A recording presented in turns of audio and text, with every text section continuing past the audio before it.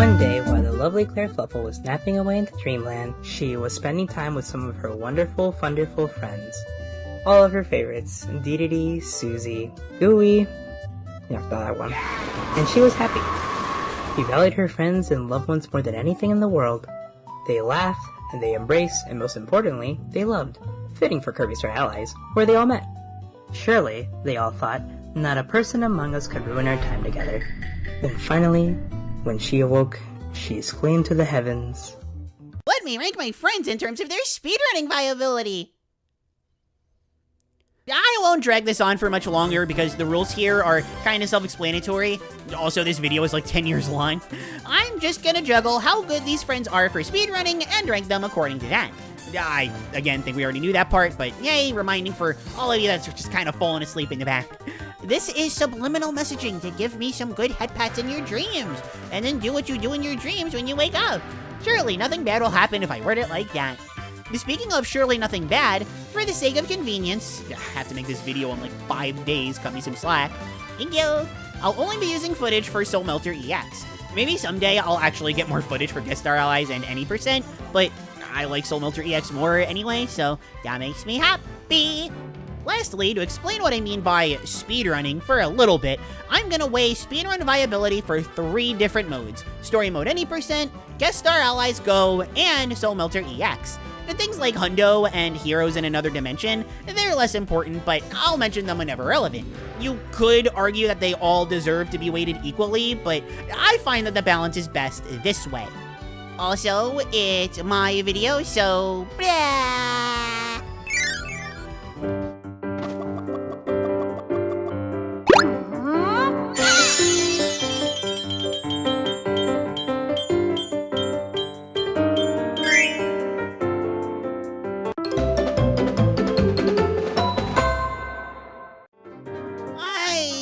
I'm sorry, everyone. I think I made a mistake somewhere. I know it's on the thumbnail and everything, but come on. There's no way Bandana Dee could be bad. I mean, she's Bandana Dee, the goodest boy. Everyone's idol, representing the best game in the series, Superstar Ultra. I mean, sure, none of those have anything to do with gameplay, but no. I made a mistake somewhere. So sorry, everyone. Promise it won't happen again. Now, let's see. He has the worst time out of every dream friend in Solo Soul Melter. Doesn't even have a documented time for Soul Melter EX. Has a slower Guest Star Allies run than some of the regular abilities. Doesn't provide an element, so he doesn't have utility. Sees no use in any % despite being unlocked after the 2nd level in the game. Not to mention, he got a buff in version 4, and it still isn't enough, and before then, he was super slow. I don't think I like speedrunning anymore. As much as it hurts to admit, Bandana Dee really doesn't offer much as a dream friend. Granted, compared to what the worst abilities in the game have to offer, he is certainly a step up. But given his status as a dream friend, you'd kind of expect more, but unfortunately, more isn't what we got.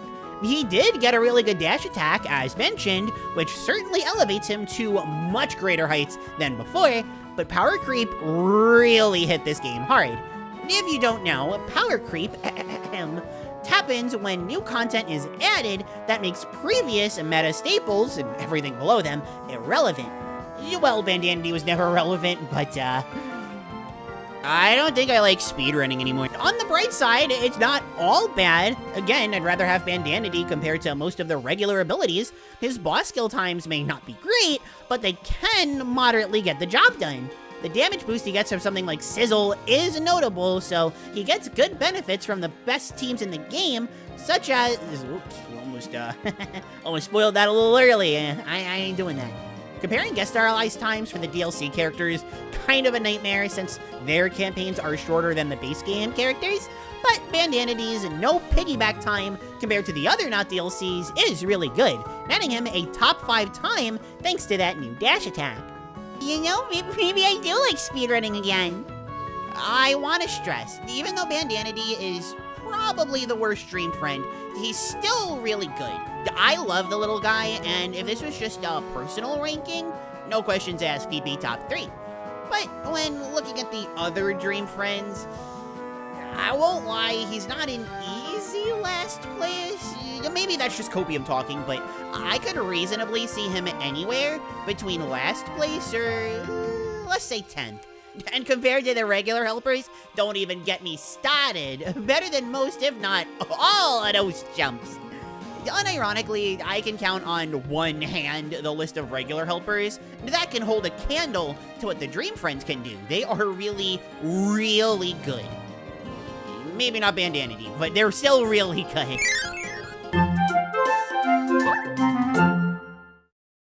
Wait, first Bandana Dee went down, and now Gooey's next? Is Kirby Star Allies the anti-good boy Kirby game? That's actually crazy.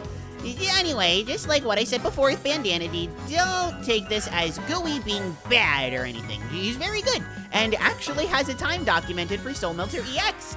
It's not great, but not the worst of any Dream Friend, so by default is already better than most of the helpers.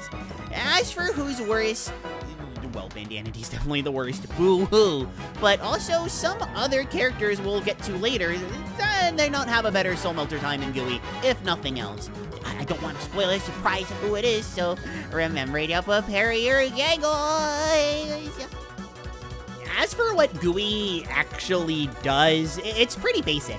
For bosses, he has the Gooey Stone. Not its actual name, but see if I care, it's the Gooey Stone, okay? Gooey Stone has 2 hits. One where you hit with the actual stone, and one when you pop out. It might sound a little weird, but in my book, it's pretty normal, especially because Rocky, the stone helper, has that too. Perfectly balanced, as all things should be. Except Gooey has a dash attack. No, the weird part is that, for some reason, Gooey straight up does more damage than Rocky's. No drawbacks, it's just better. Power creep's hitting the game already, and we haven't even gotten to the truly insane Dream Friends yet. Yeesh. Otherwise, Gooey's only other option that's pretty good is his beam attack. Not the meme attack, of course, but if it makes you feel any better, it is way better than that one. You can fire 2 in one shot. If you angle them differently, they go nearly half screen, and while they don't deal that much damage, you really don't have anything better for hitting 2 targets at once. Well, Gooey Stone, generally speaking, is still better, but sometimes the ability to hit something that's really far away is very valuable, you know? It's better than having to stand there and cry like Bandana Dee. Well, not really, but let me be sad about my boy being just low on the list. Gooey's guest star allies time is also pretty good. The DLC Dream Friends just have faster runs due to things being overall shorter, so it's hard to compare each wave to another. Well, I guess you can, but you're basically just asking to go to the internet and whine about power creep and your favorite characters being weak. Like I am! Anyway, Gooey takes 2nd place in his respective wave, losing out to the one character we're talking about next. What a coincidence. As for why Gooey has a good guest star allies time, well, dash attacks are good. What did you expect me to say?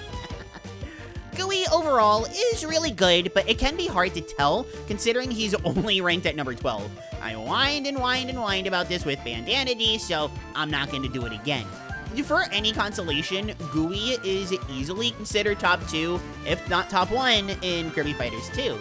And the 3 main reasons are his dash attack, the beam lasers, and Gooey Stone. How about that?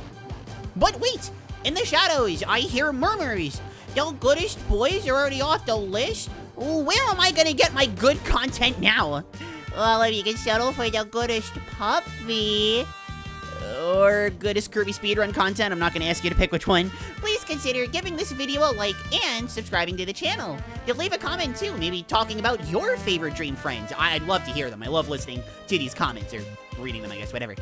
I'm a one-pup show around here, so I really put my all into these videos. Seeing the support from you all makes me genuinely really happy. Plus, doing it all is free. If you don't trust that I'm quite the right channel for you yet, then I totally get ya, but once me and my unique pup brand of videos clicks with you, I'd really appreciate the support. Now then, back to the insanity!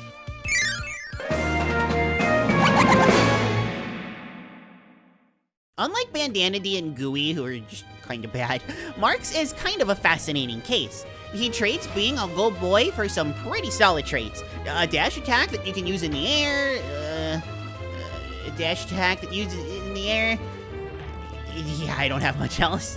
Now granted, that's not it, and having an aerial dash attack is pretty huge. Having one on the ground is pretty cool, but as soon as the most realistic obstacle known to man, bottomless pits, it's all whatever. Having one in the air that can be used to avoid those pits, maybe even involve through some deadly obstacles like get back to me on something in Kirby Star Allies that's scary later, it's all just super neat. Unfortunately, Marx's aerial dash attack, it's not great. For context, the dash attack that Bandana Dee got, which helped soar him from not great to still not great, barely slower than what Marx can pull off. It just isn't fast or long enough to get you great distance by himself. And while the bluster element does it some great favors, they also thought it would be really funny to add Endlek to it, which makes it equally fast to the default version. Is this the karma-fueled justice for what Marx has done in the past? Compared to his friends, the Wave 1 Dream Friends that is, it should come as no surprise that Marx has the fastest Guest Star Allies no piggybacking time. Makes sense, trolly as it is, Marx does at least have a really good dash attack, unlike them. He isn't anywhere near meta for the mode. Without piggybacking, he may be the best in his group, but because the DLC friends have shorter times and future DLC friends have even shorter times, they're in a weird spot. For piggybacking, he isn't still anywhere near meta, clearly outclassed by other Dream Friends, but I don't know, he won the Wave 1 pack. That's gotta count for something, right? If there's one area where Marx is actually really good, it's Soul Melter. Unfortunately, I wasn't able to find documented times online for what Marx's best Soul Melter EX looks like, but we do have regular Soul Melter times as a reference. And as you can see, Ball is powerful. First Nightmare in Dreamland, now Marx and Star Allies. When will they learn that balls are the true deadliest weapon? Marx has other strong attacks, including his dash attack. Huh?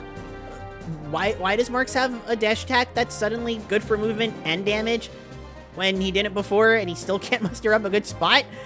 Truly an anomaly for our Kirby times. Overall, I like Marx in this game. Yeah, a bit of a personal anecdote here, but when he first came out, I actually remember my friends saying that he looked really OP. I never quite understood it, and even if it were true at the time, look at what power creep does when we actually move on in the video, but he's not weak either. He's got a lot of good tools, they're all really fun, and some of them are even incredibly good. To repeat myself, again, third from the bottom on a list like this still winds up beating out most of the regular abilities and their buddy variations. Like maybe Poppy Bros Jr. is better, and then there's like a couple others, maybe. I can't actually think of anybody else who could compete with Marx at this point. Maybe that's just an entirely different video. And by that, I mean it is Soul Melter EX tier list way!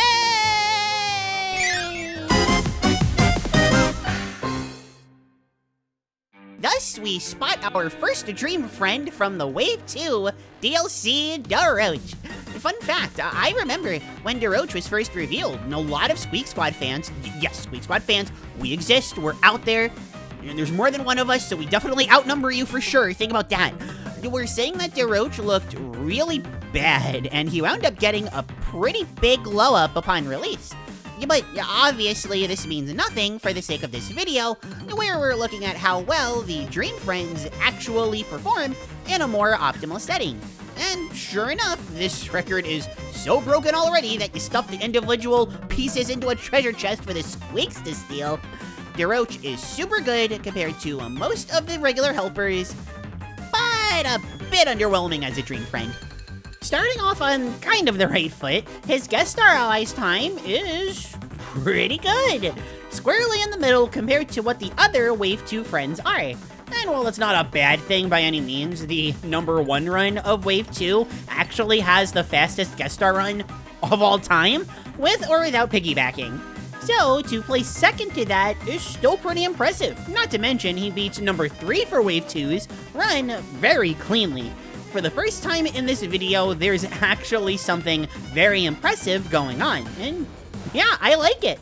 Of Of course, I should also mention a part of why it's so fast is how the levels are made. Starting with Wave 1, certain parts of a Guest Star Allies run were replaced with shorter homages to whatever game the Dream Friend came from. And even with this in mind, Squeak Squad, not what I'd call a very long or complex game, so Daroach got to benefit. Unfortunately, he wasn't added in Wave 3. He actually has the third fastest time out of any Dream Friend, other waves included.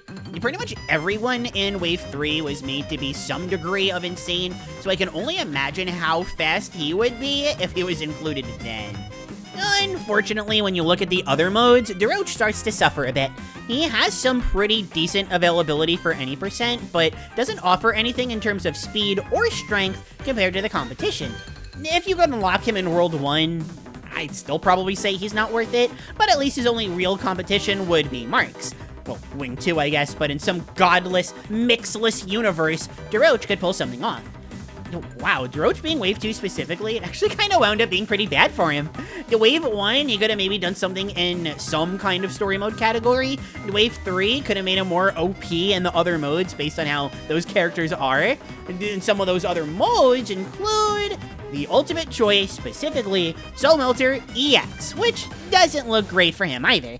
And granted, it's not a bad look either. Since we're missing recorded times for 3 of the characters, Daroach kinda winds up landing around the middle of the pack, 7th out of 10th, but realistically, he'd have a faster time since the 3 characters we're missing wouldn't be faster than him. I'm pretty confident in that, so it would place him at 7th out of 13th, almost middle.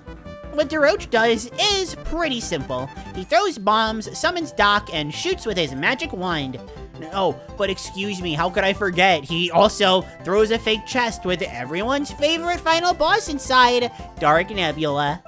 Okay, so when I was writing the script for this video, I actually, I literally did forget about this move, because Dark Nebula is that forgettable!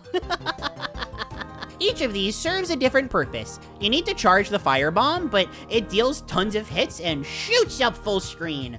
Doc, unlike the other Squeaks, doesn't run around all over the place and actually sits by Daroach to, deal damage. What's he supposed to do? Good for him, good for him. Dark Nebula serves a similar purpose, which isn't bad by itself, but wow, is it funny seeing Doc of all characters deal as much damage as the final boss of a Kirby game!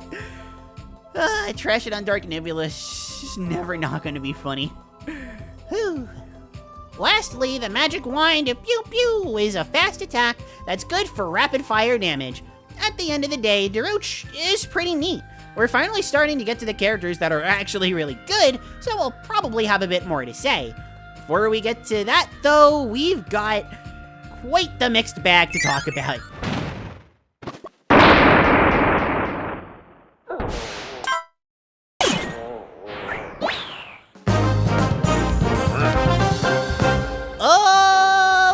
So this is a really interesting one.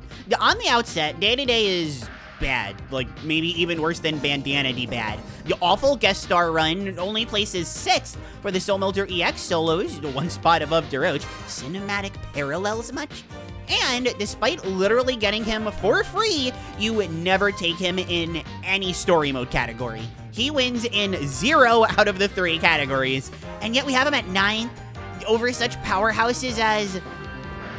Okay, well, none of them, really, but still, well, as they say in SpongeBob, let me explain. First of all, for Guest Star Allies, yes, his time is terrible.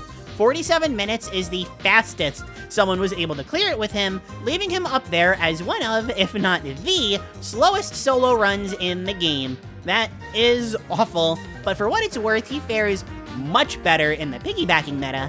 Dedede deals with bosses quite well, and can make up for his shortcomings by piggybacking on a faster friend. He's not the meta for piggybacking, of course. It's a post-Wave 0 Dream Friend who got a really short run that we're going to talk about later, but at least he has something. Plus, in most routes, you wind up taking him since he's free. So in some bizarre, twisted sense, you actually do use Dedede for Guest Star Allies, when this is mostly just a perk that you want for the story mode in any percent or whatever. It's kind of weird. The real saving grace for our king is Soul Melter EX. Or technically Soul Melter. Well, no, I opened my mouth for too long, so let's talk Soul Melter EX first. For starters, in terms of solo runs, a 6th place time isn't bad. It places him in the top half, and when compared to a lot of the non-Dream friends, he winds up crushing nearly all of those times. He also benefits insanely well from having a buddy to give him the Blizzard element. Many Dream friends do, granted, but he gets a lot better with an element. Really any of them, but Blizzard is the best one. I mean, he's got that comfy coat, so I would really hope Blizzard would help. Now for Soul Melter. The general strategy for Dedede, across all modes and helpers really, is to spam the same attack that you use to chase Planet Robobot, the Giant Swing. Not the Ultra Giant Swing or whatever. The regular one is actually stronger. Without an element boost, it's still really good, and with an element boost, it's like super really good. It's just more so than what it used to be. The kicker with Dedede is that, unlike everyone else we've talked about, he was the meta at one point. Yeah, power creep has since kicked in, and air bomb spam changed the game forever, but while other abilities, with or without elements mind you, were struggling to get under 10 minutes, and even Ice to this very day can only manage an 8:57, Dedede pulled out a 7:52 with ease. Oh, and that run was from month 2. The team used is just not optimal, and you can easily crush that time with a better run. It hasn't happened yet, but once it does, oh boy! Historically, this character is so important, I simply had to rank him up here. I'm sure some are gonna disagree, since in the now, he really can't keep up, but not many characters can say that they were the best at something at any point during the history of the Kirby game with the strongest competition. And besides, he's still good. I really want to see what an optimized Dedede can do, because we really haven't seen him at all since airbomb spam was discovered. It's a shame, but at least he had a kingly reign over the game for a couple months. For this game especially, that is really good. Plus, you know, there's that random guest star allies thing. Can't forget about that one. Hew, hew, hew. Wait a second, Susie? As in a character that was released with the 3rd and final wave with version 4? The one with the biggest power creep? How is Susie not even in the top half of this list? Well, do sound like a broken record, as I always do. The Dream Friends are all still better than the vast amount of helper buddies. Susie easily hits top 15 in the game, no questions asked. She may be top 10 if I'm honest. And if I'm being honest, the lower parts of the top 10 are kinda hard to categorize. Yeah, I feel like number 10 through number 5, number 5, crazy here, can be set in any kind of order, and I would still understand. I think I'm right because unlike you, I have these cute ears. But if you think differently and have a legitimate reason to, or you have cute ears just like these, I understand. But enough formalities. What makes Susie good and what makes Susie bad? Well, to be honest, not much makes her bad. She's useless in story mode, I guess. But you've probably noticed a pattern at this point that none of these characters so far have really anything to do in that category. You don't even unlock Susie until after World 2, and once you do, you just got access to better options. I'd probably argue everyone above Susie, except like maybe Taranza, are better off than she is for a variety of reasons, but it doesn't really matter anyway because most of them kinda stink. On the bright side, she fares better in Soul Melter EX and Guest Star Allies. We'll start with Soul Melter since she's the first character we've talked about that really benefits from having elements. Well, I guess the second, but you know what I mean. Solo Susie is not great, but you could do worse. And by that I mean only one Dream Friend with a documented time is worse than her. If I had to ponder, Gooey and Bandana Waddle Dee probably also worse. Probably not Marx though. That said, her strategy is really funny because it involves Susie running up to her enemies, flying on her little mini copter thing and shooting them in the face. Or, you know, piloting her giant mech and slamming it on their faces. Okay, Susie was always really violent, so I'm glad this lines up with Kirby canon. Susie really excels with the blizzard element though, and the good news is she still does shooty things with her pew pew laser. Susie just likes to get things done efficiently, I guess. What's so special about Blizzard Pew Pew though, is that when she hits a target, a pillar of ice will spawn on the ground. This, of course, does several hits, and given how quickly Susie can get the job done, just fast enough, I guess, she can take out bosses really fast. And wait, is that Zap? You never see Zap, that's so cool! Thankfully, the best team composition in the game, I'll get into that one much later, don't worry, has Blizzard and Zap on it, so Susie doesn't have to sacrifice anything. Again, in character. The guest star, that's a little less interesting. Piggybacking will just naturally do that, but solo guest star looks much better for Susie, having a better time than both Magolor and Taranza. Of course, part of it is just the layout of the levels, but the fact of the matter is that she's faster, and that's really neat, I think. Oh, and a word of advice to all you watching out there, if you play through Susie's guest star run and you're like, oh, that's really fun actually. Play Planet Robobot, trust me, you won't regret it. Is Susie the absolute menace we all know that she deserves to be? No, but that's still okay. She's still strong, has the best guest star allies run of her wave. I know she doesn't actually, but the real winners are cheaters here, okay? And most impressively, what got her really boosted up in the ranks, simply by adding one character with both Blizzard and Zap elements, she goes from having a very good Soul Melter EX by KSA standards, or very mediocre by Dream Run standards, to having one of the best times in the whole game. It's a shame that Wave 3 Dream Friend couldn't quite hit the top half, but she's still from Planet Robobot, so in my book, it's okay. Play Planet Robobot. Please.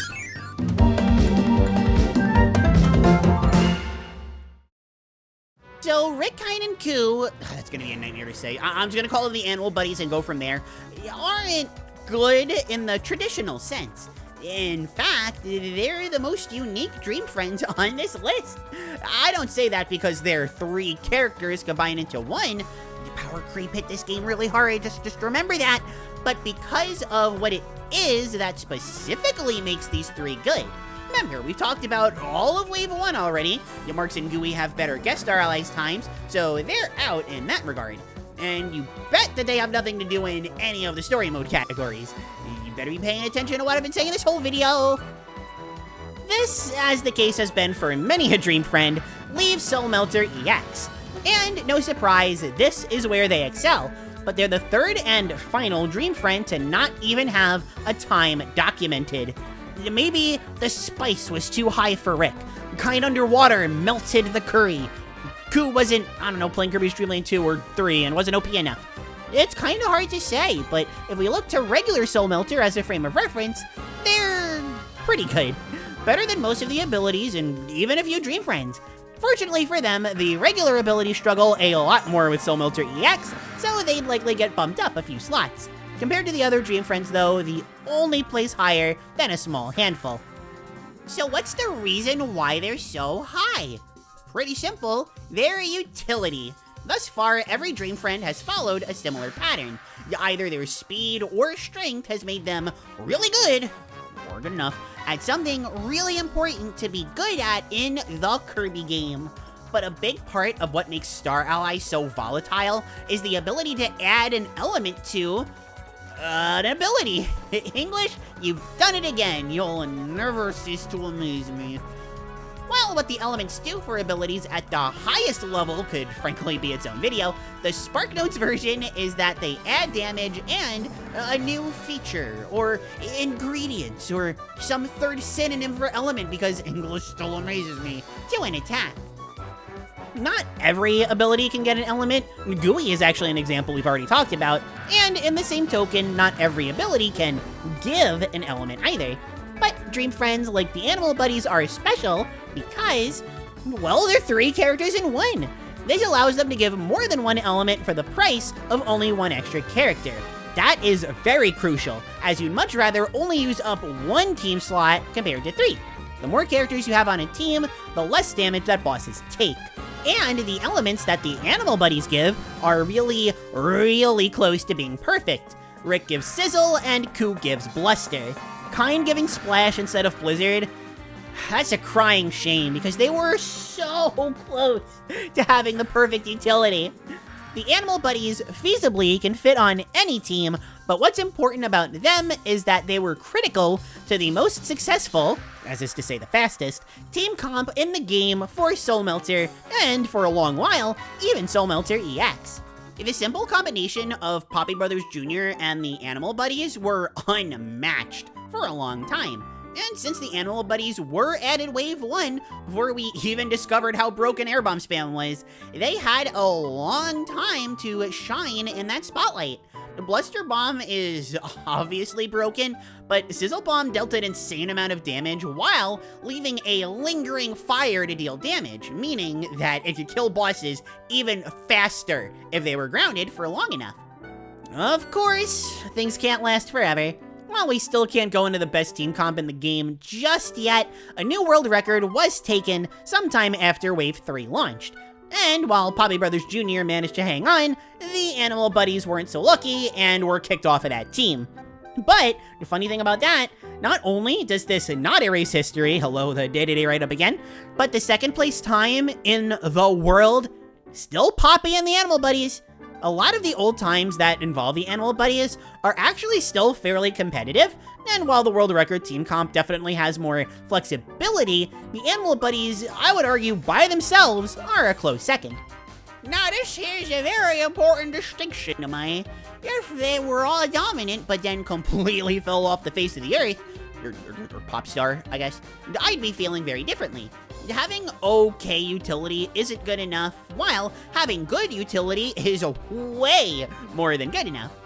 And while it's unorthodox, the three of them do provide some of the best utility in the game. Or two of them do, I guess. I'm not holding my breath for them to retake the #1 spot for Soul Melter EX or anything. They're #2, but behind #1 by something like 50 seconds.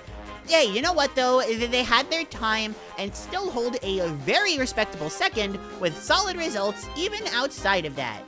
Good for them. Not too long after Susie, do we meet our next Wave 3 dream friend, Taranza. He's a lot more straightforward than the animal buddies, which thankfully is going to make this a whole lot easier to explain. That said, it doesn't make him any less ridiculous.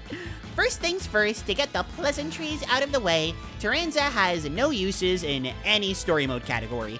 He's got all the problems that Susie has with none of the workarounds that Susie also does not have. Unlike Susie, his guest star time is also not all that flattering. He's not bad by any stretch, but compared to the other buddies of Wave 3, yeah, he leaves a little bit to be desired.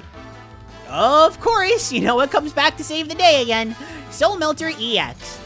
You know, what's really cool about Soul Melter EX is that when you play it by yourself, it's a genuine challenge. None of the regular abilities can get away scot-free without wasting time, and the Dream Friends are so fair and balanced. I'm happy that they don't give you an easy way to win. There's no, say, Spider Boy who summons his dead girlfriend, or instant beanstalks, or uses ESP, which isn't even an ability that debuted in Triple Deluxe. Excuse me? Well, good news, that doesn't exist. Bad news too, I'm a filthy liar. That does exist, and it's Taranza. The general strategy for most bosses is relatively simple. Before the fight starts, Taranza pulls out the beanstalk to deal damage. For some reason, not only does this attack stay out for basically forever, it also deals nearly constant damage. There's no reason not to set this up, given you always have the time to do so. And yes, you always have the time. I'm using the correct terminology here, weird as that may sound. You may also be tempted to pull out Sectonia, Taranza's dead girlfriend. If she even loved him back, that's kind of brutal, buddy, I'm sorry. But I guess Taranza seeing his sweet bee leaves him in a state of shock, because it takes forever to move afterward. You really only ever see this if you're absolutely confident that you're gonna have the time to move afterward. Oh, and let's not also forget Taranza got these little spider web thingies to throw around too. They're good for a little bit of extra chip. And while that's something that Taranza already has a lot of, the more the merrier, as they say. But the real star of the show for Taranza isn't little webs or miracle beanstalks or to drive this joke home harder than Hal does somehow, his dead girlfriend. No, it is the power of ESP, specifically charging ESP's attack to let it decimate health bars. This is most of what Taranza will do, and I'm sure right now you'll notice two things, regardless of whether or not you're watching or just listening to the adjectiveless sound of my voice. One, that sounds really strong, and you're right, it is really strong. Two, that sounds dummy easy, and you're right, it is dummy easy.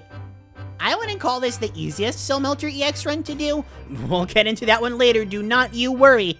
But this is the first thing that we've seen in this video that I would call, in the year of our current year, 2024, genuinely elite. Taranza takes what many people agree to be the hardest challenge in the game and makes an absolute joke out of it. Personally, I'd say Soul Melter EX is pretty cleanly the hardest thing that Star Allies has to offer. Maybe regular Soul Melter if the lower health trips you up, but hey, if it works in Soul Melter EX, guess what? It's gonna work even better there. Your strategies against bosses with more health will kill weaker versions of the same bosses with less health, even if you get less uses out of your dead girlfriend. I'm sorry to tell you that. Alright, enough of beating the dead horse. Or the dead girlfriend. Okay, I promise, it's the last Ictonia joke I'm gonna make. It's already getting old. At the end of the day, Taranza's Soul Melter EX is more than enough to give him this spot on the list.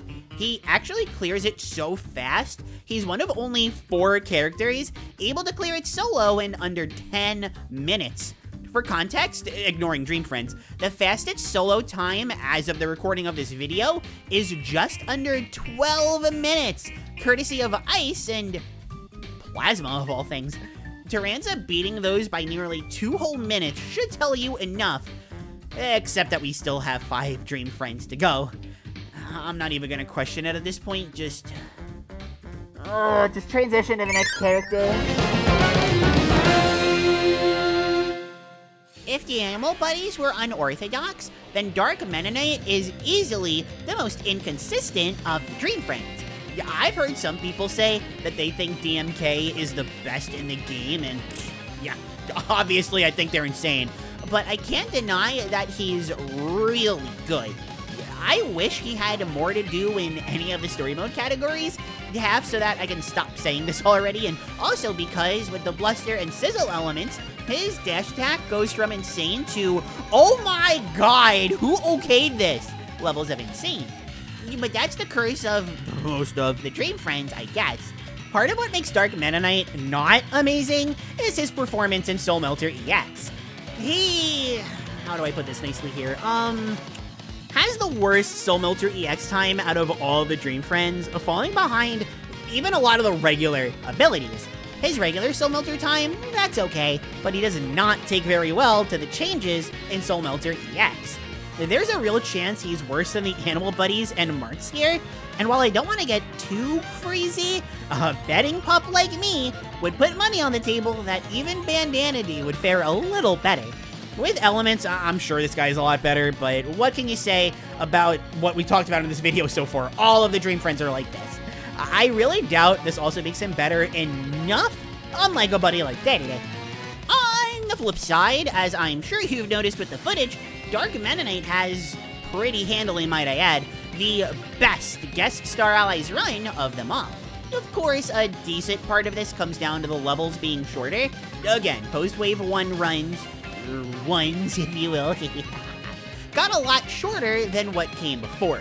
Not all of the credit can be given to DMK on this one, which is another reason why he's only number 5. He's dummy good, but when you see what some of these other characters have to offer, wow. That said, I don't want to sell Dark Mennonite all that short either. I briefly mentioned this before, but his dash attack is actually ridiculous. It goes insanely far and deals crazy good damage, making it an effective and excellent boss killer. Now, the average viewer with an attention span spanning over 5 minutes may be asking themselves, didn't I just say that Dark Mennonite is like the literal worst Dream Friend for Soul Melter EX? How is he a good boss killer now all of a sudden? Well, the answer lies in Guest Star Allies. Throughout the run, you get stat boosters, and one of those stats that you can buff is attack. And that's literally it. Even I can keep things short too. Sometimes. While he does need some outside help to stay on top in the piggybacking meta, it doesn't change things much for DMK. He's naturally the fastest and was given the shortest guest star run of them all naturally, so all of these extra tools really mean is that he can go through it even faster than before. Guest Star Allies is a little bit harder for me to talk about because there's just less to inherently say about movement compared to boss killing. A lot more goes into the ability itself for killing bosses, while routing for levels is much more important for, say, Guest Star. Still, if there's one takeaway that you should have from this, it's that Dark Mennonite does have one of the best dash attacks in the series. If you could use this sucker in the air, he'd probably actually get used in any percent, despite the time loss of having to get him. It is, like I said already, insane. Personally, and this will come up again later, I value boss killing for individual abilities, or Dream Friends I guess in this case, over regular levels. IGT helps, but so many more abilities tend to shine versus bosses compared to levels. Star Allies, while no exception to this, is the closest that I am to valuing levels, if only because of Guest Star Allies. The IGT really is the savior of speedruns, and Dark Mennonite takes full advantage of my generosity. Hey, if there's one thing that we've learned so far in this video, Kirby lore impacts speedruns more than we may think. Yo, and this is just a little extra thing added at the end, but no, reflecting projectiles is not useful in speedruns. Please stop bringing it up. If I can be real with you all for a second, you always realize a cute puppy can force yourself to be tee-hee. This is a list that can go in so many different orders. The top 3, the bottom 3, all of 10th through 5th, that can be put in any order of their respective ranks. The Dream Friends are just really, really strong. With that said, Adeleine and Ribbon actually know how to behave. I think they're pretty solidly number 4, and there's not much that can really change my mind for their placement. Sure, their guest star solo run is handily the worst of the Wave 2 buddies. Sure, they have no use for any kind of story mode run. Pretend to be shocked at that one. And yeah, they weren't around for Wave 0 or 1, so they didn't have quite as much time as certain other friends did to leave an impact. And none of this really matters when you factor in their Soul Melter EX run. Well, realistically, any of their Ultimate Choice runs, but this one in particular is important. See, only 3 Dream Friends have a solo time for Soul Melter EX in under 9 minutes. Only 4 have one for under 10, but we went over Taranza's insanity already, so whatever. The 2 best times we haven't talked about yet, but the number 3 best time goes to Adeleine and Ribbon with ease.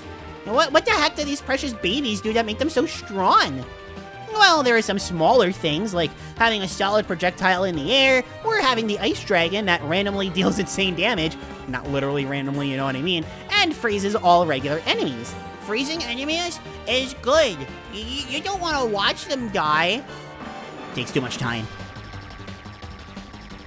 And while, yeah, Adeleine takes extra damage from attacks, she also heals more when she eats a recovery item, so I don't know, they even out to me. My point is, no matter where she is on the screen, she's effective, and her drawback is not much to write home about. That said, why you'd want to be anywhere except directly in the opponent's face is bizarre to me, given how strong her guard is. Wait, hold on. Her guard? No, you're just lying to me now. There's actually no way her guard of all things can— holy moly, what is this damage? Now we're getting beyond even the truly elite and diving right into the absolute most broken nonsense Kirby Star Allies has to offer. See, when Adeleine and Ribbon do their guard, they hide behind an easel. I just learned what that word was today. Very cool. And then, upon unguarding, attack with a little explosion. Or a paint explosion, probably more accurate. So how do we go from that to Well, you know this. Okay, get ready to shut your hands, because you're gonna start hurting once you hear this. So, normally, after using Adeleine's guard, you can't use it again for a few seconds. You fine for casual, very much not fine for us right now. However, if you do another input before trying to guard again, it cancels out the wait time for the guard to be usable again. Attacking to cancel this out, that's just too slow. Heck, even crouching, kind of a little too awkward for a demon such as these two little girls. Well, Adeleine isn't little, she's taller than every dream friend, I think, but whatever. My point is, what can you do to maximize the damage? That's right, run left or right. Thankfully, as long as you begin to run, Adeleine will hold on to that run once you let go of guard, so you don't have to rapidly mash the analog stick or the D-pad or, I don't know, your hitbox, whatever. That's the good news. The bad news, which will put your hands in massive pain, is that you need to mash the guard button to get as many instant shields as you can possibly get. The longer you guard, the less damage that you're doing after all. The mashing for this is actually faster than even air bomb spam. That one has kind of a rhythm that you need to learn. This is just mash, mash, mash as blindly as you possibly can until either the boss is dead or you pull a muscle. Don't worry, the game isn't picky about which comes first. Out of every dream friend we've talked about thus far, or that we'll talk about for the whole video really, these two are by far the funniest, hands down. You have these two adorable girls that originate from two of the most relaxed games in this series. Then you bring them into Star Allies, make them borderline useless for all but one mode, but make them so good for that one mode that they tear the competition to shreds. And how do they do that? By hiding and exploding. I can't make this up, it's just really, really funny. Of course, the top three are useful in modes outside of Soul Melter EX, so I can't quite justify ranking these two any higher. Still, they're my girls, I love them, and if anything bad happens to them, you'll be visited by a very angry pup. You've been warned.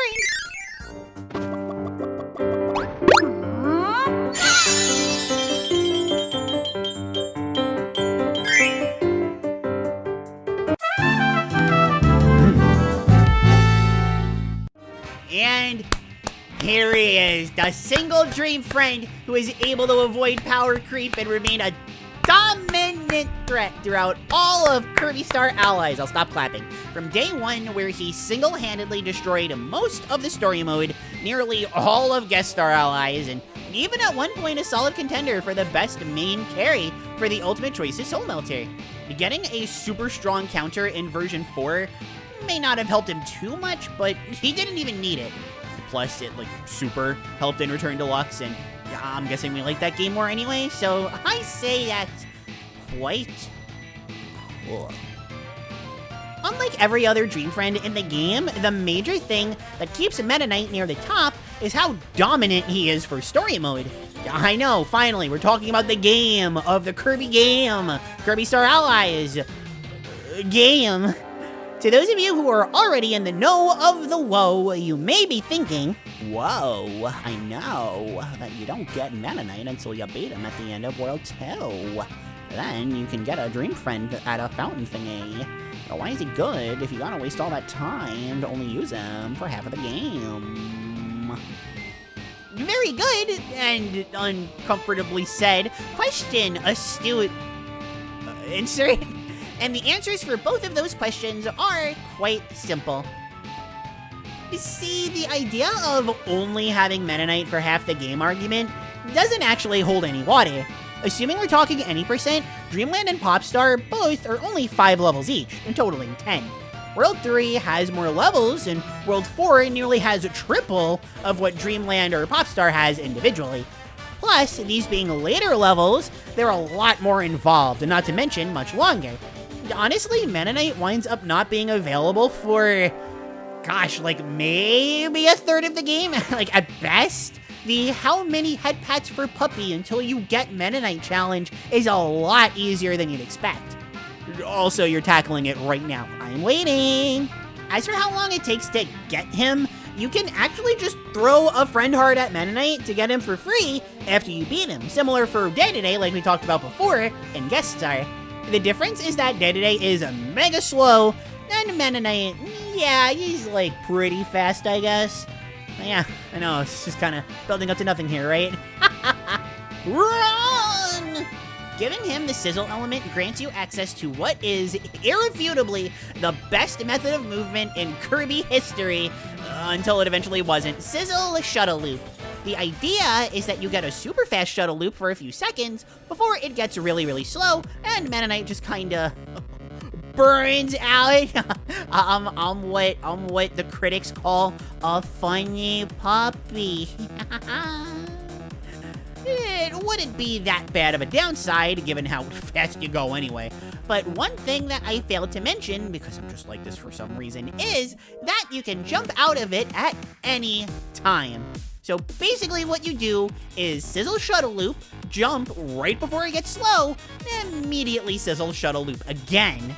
It's insane how overpowered it is. Literally all you need for the story mode. Rah! Unfortunately, Meta Knight couldn't avoid power creep forever.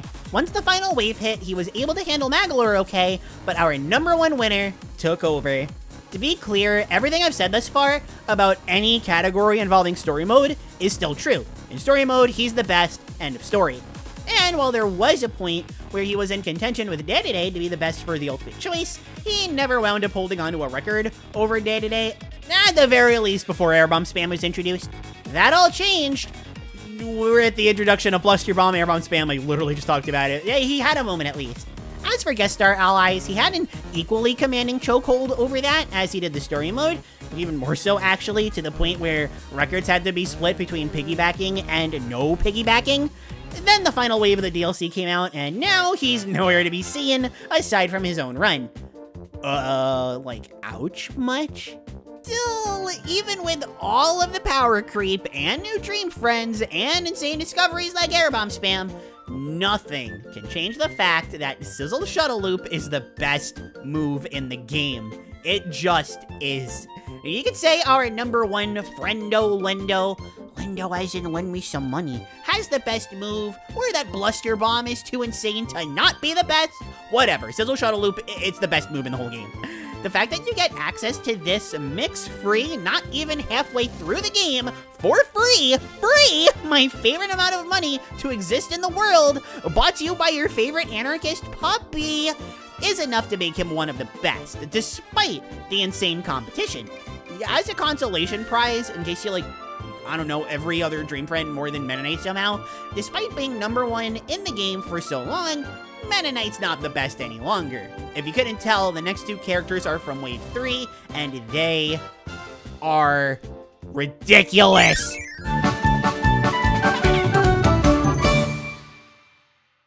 If I can have the floor for a minute, well, I guess I always have the floor. I got that dog in me after all.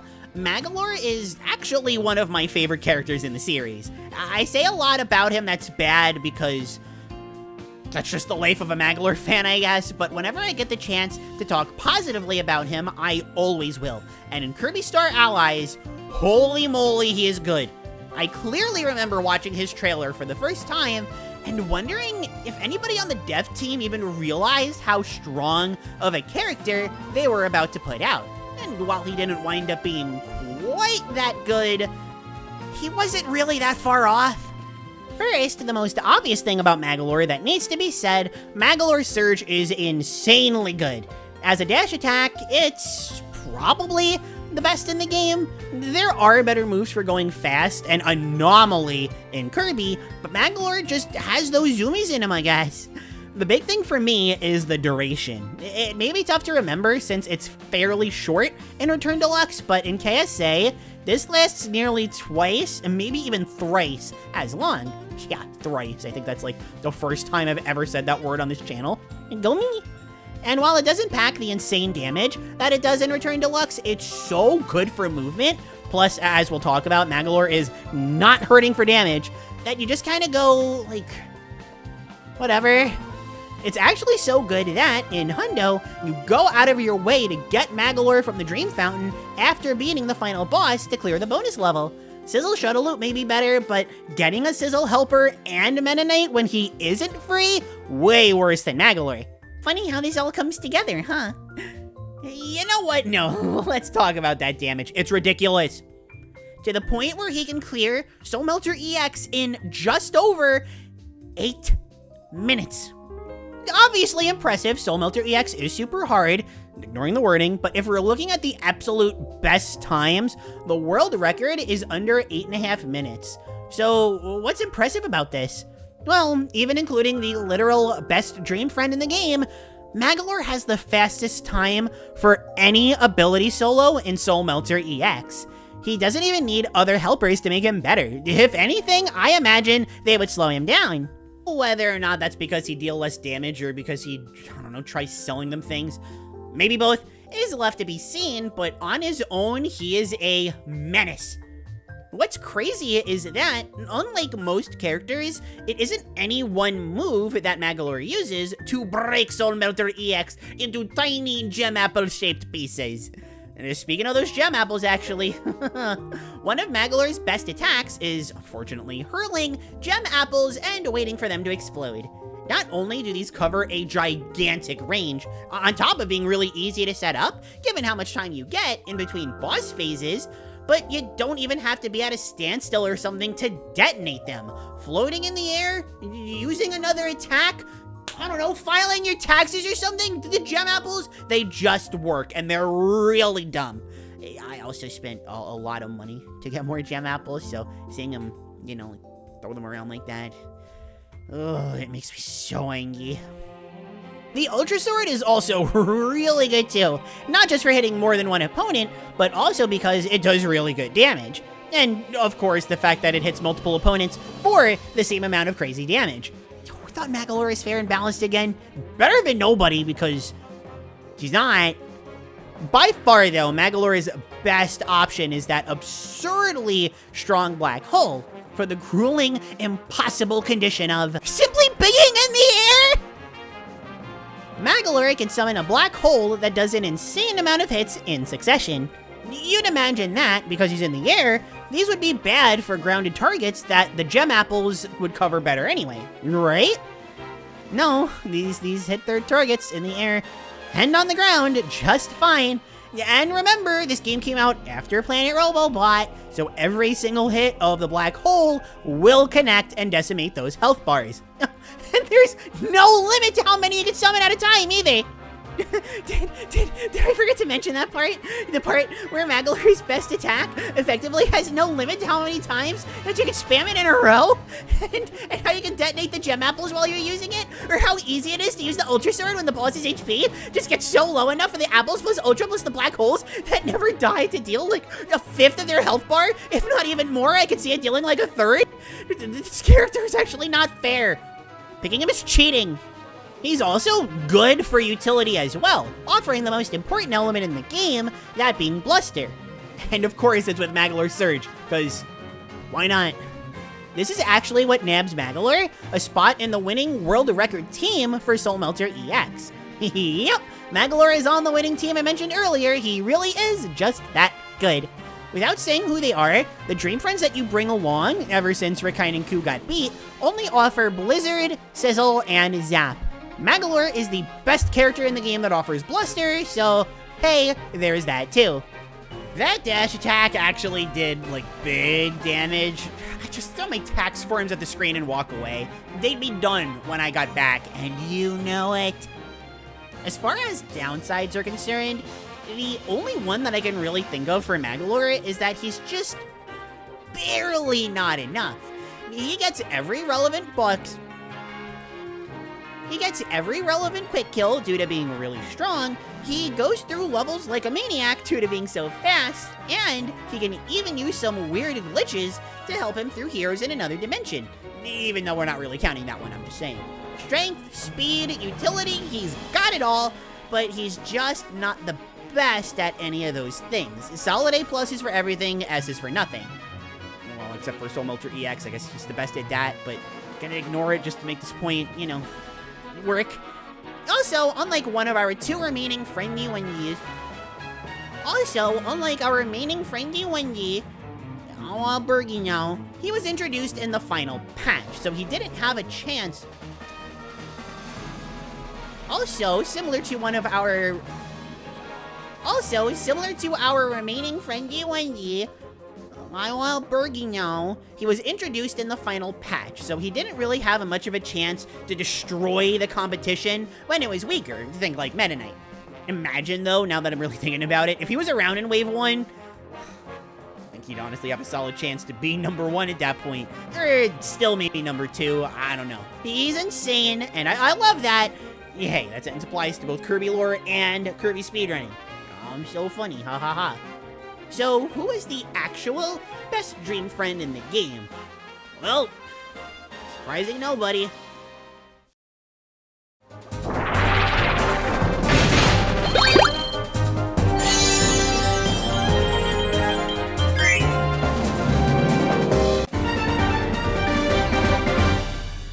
Look, I'm gonna be real with you all. Kirby games are actually pretty bad with giving you strong, quote-unquote, rewards for clearing the game. Master and Amazing Mirror, Triple Star and Squeak Squad, even kind of Morpho and Forgotten Land, all neato rewards that may actually have a function if they showed up earlier, except for Triple Star, sorry, but wind up having no viable speedrunning worth. The one time a traditional main series title pulled this off and absolutely nailed it, no notes, was Kirby Star Allies with the 3 Mage sisters, Francisca, Flamberge, and Zan. And by that I mean just Zan. Francisca and Flamberge, honestly, they're kind of bad, but I guess Hal couldn't be perfect with this one, you know? So, funny story, you would assume that the Mage sisters just crush everything in their path because of their status as the late game overpowered unlock, and you'd be wrong! See, a big reason why late game power-ups like Master and Morpho Sword are underwhelming is because what is there to really still do with them? You've basically beaten everything that the game has to offer before you get them. You can show them off to your friends, unless you're talking about Squeak Squad's Triple Star. Please don't show that off to your friends.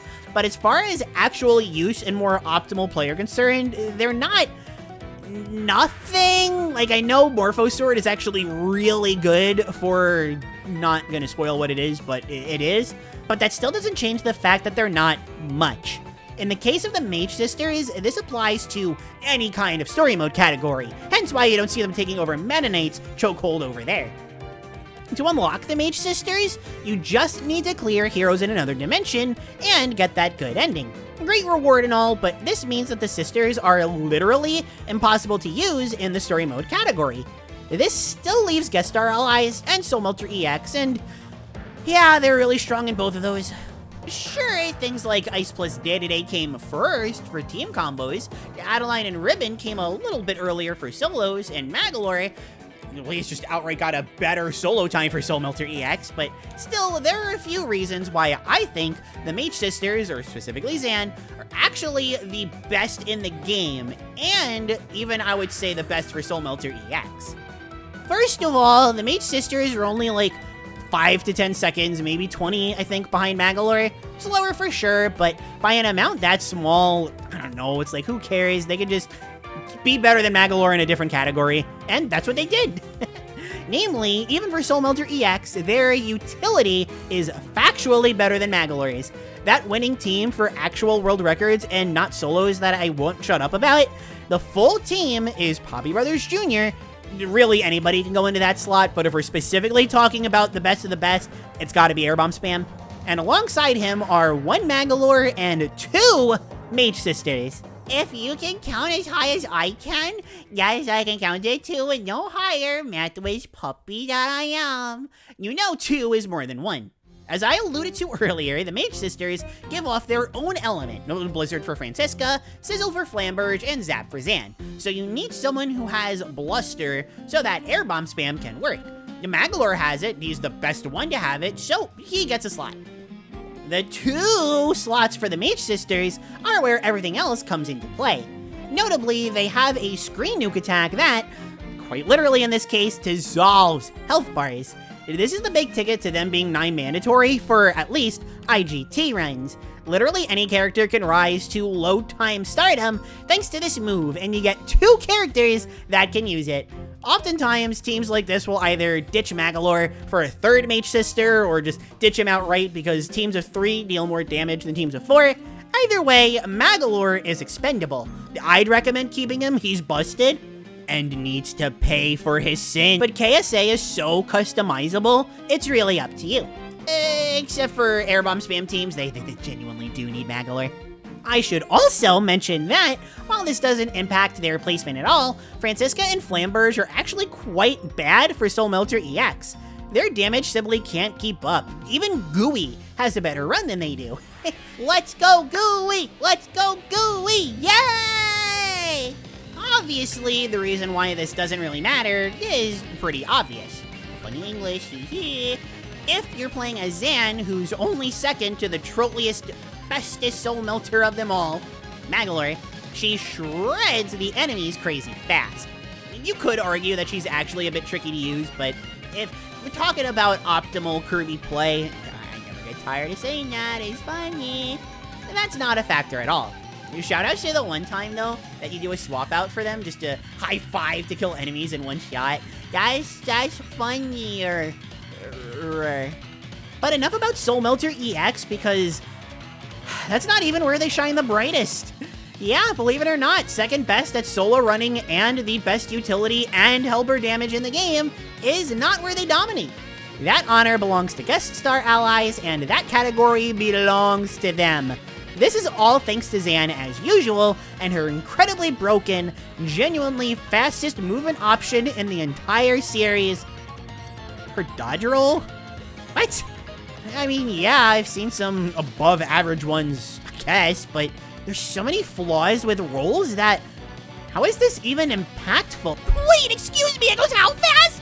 This is literally like Plug's burst option when you've got the full charge, except you don't need a charge, you just get to use it and you win, GG's.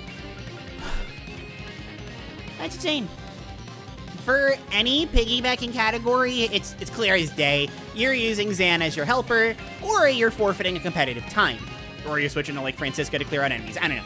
Sure, other Dream Friends exist with dash attacks that put the rest of this series to shame. Magolor and Mennonite, they were serious highlights, and Mennonite even used to own the piggyback categories.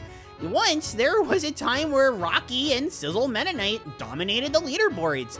Now, it's Dark Mennonite and Zan, and if that's just not the textbook definition of DLC power creep, then I don't know what is. Sorry, it's this dash attack. I'm still in shock over it. Don't worry, this video's almost over. My sanity is gonna return soon enough, I promise. If you're wondering why piggybacking runs don't just use the Mage Sisters or something, it's kinda like I said before. Starting with Wave 1, the Guest Star Allies runs became a lot shorter than what we saw in the base game. Why? I don't know, but it is the way that it is, and how much shorter they are heavily depends on factors that I don't know. It genuinely to me feels random. But with the proper setup, DMK has the fastest run. DMK being Dark Mennonite, in case you forgot, it's been like 2 hours since we talked about him, I'm sure. He still also has a very fast run with no piggybacking. Sizzle Dark Mennonite and Bluster Dark Mennonite are really good, but Zan decimates. But you know what? At the end of the day, it was still hard picking this #1 spot.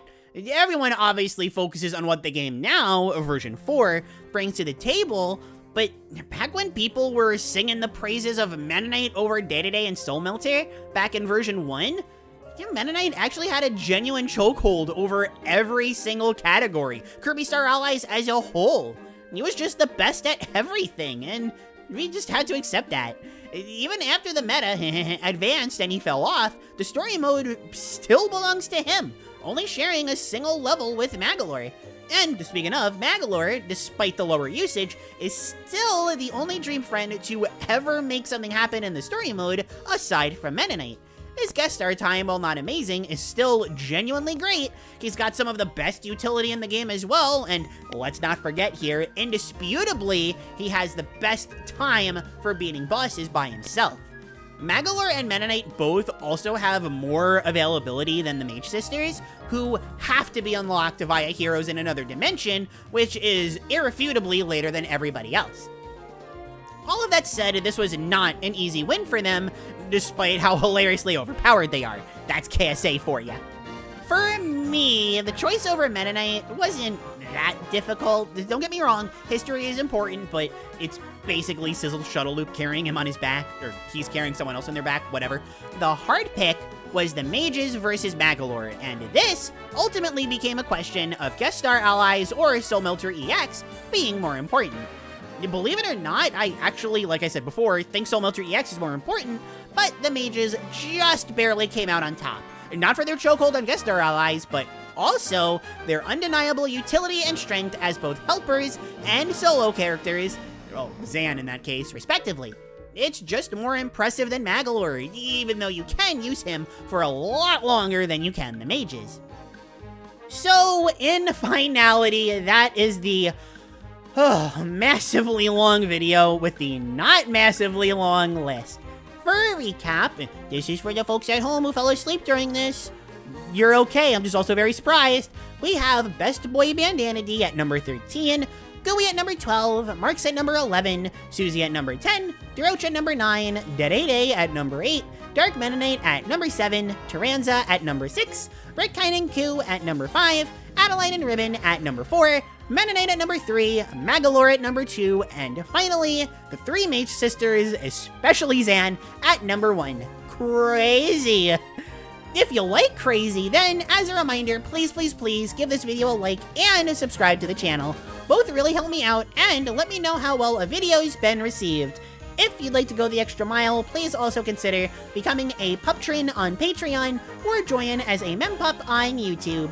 You do get nifty perks for it, including early access to future videos. Special thanks to my head-patting, fluffle fan Puptrins and Mempups, Freakish Uproar, Lady Scribe, Nightfall, and Chris. I love you all!